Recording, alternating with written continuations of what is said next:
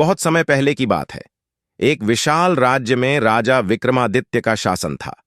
राजा विक्रमादित्य की कई रानियां थीं और वे सभी अपने अपने महलों में रहती थीं।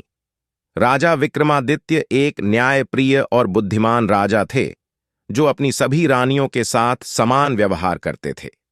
राजा विक्रमादित्य का महल बहुत बड़ा और सुंदर था। हर रानी का अपना अलग महल था और हर महल में सुंदर बाग बगीचे और फव्वारे थे। राजा विक्रमादित्य हर रानी के साथ समय बिताते थे और उनकी समस्याओं को सुनते थे। वे हर रानी की इच्छाओं और आवश्यकताओं का ध्यान रखते थे, जिससे सभी रानियां खुश और संतुष्ट रहती थीं। एक दिन राजा विक्रमादित्य की सबसे प्रिय रानी रानी सुमित्रा ने एक पुत्र को जन्म दिया।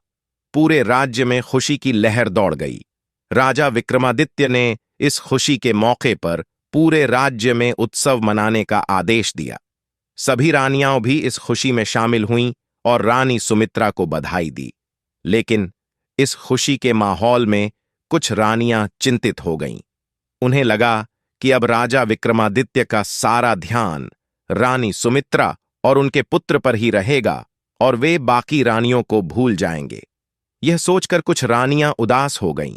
राजा विक्रमादित्य ने जब यह देखा कि कुछ रानियां उदास हैं, तो उन्होंने तुरंत एक सभा बुलाई।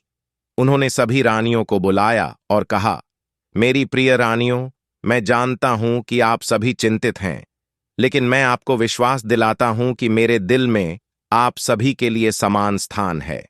रानी सुमित्रा का पुत्र हमारे राज्य का भविष्य है, लेकिन इसका मतलब यह नहीं है कि मैं आप सभी को भूल जाऊंगा।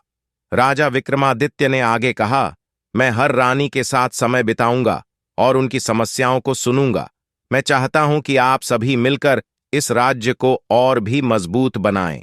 हम सभी एक परिवार हैं और हमें एक दूसरे का साथ देना चाहिए। राजा विक्रमादित्य की बातों से सभी रानियां संतुष्ट हो गईं और उन्होंने राजा का समर्थन किया। उन्होंने मिलकर राज्य की भलाई के लिए काम करना शुरू किया। रानी सुमित्रा ने भी अपने पुत्र के साथ साथ बाकी रानियों के साथ भी समय बिताना शुरू किया, जिससे सभी रानियां खुश रहने लगीं।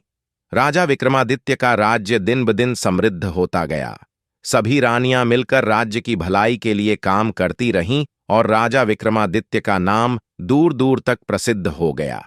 राजा विक्रमादित्य ने यह साबित कर दिया कि एक सच्चा राजा वही होता है जो अपने राज्य के हर व्यक्ति का ध्यान रखता है और सभी के साथ समान व्यवहार करता है। इस प्रकार राजा विक्रमादित्य और उनकी रानियों ने मिलकर अपने राज्य को एक आदर्श राज्य बना दिया, जहां सभी लोग खुश और संतुष्ट रहते थे। राजा विक्रमादित्य की न्यायप्रियता और बुद्धिमत्ता की कहानियां आज भी सुनाई जाती हैं और लोग उनसे प्रेरणा लेते हैं।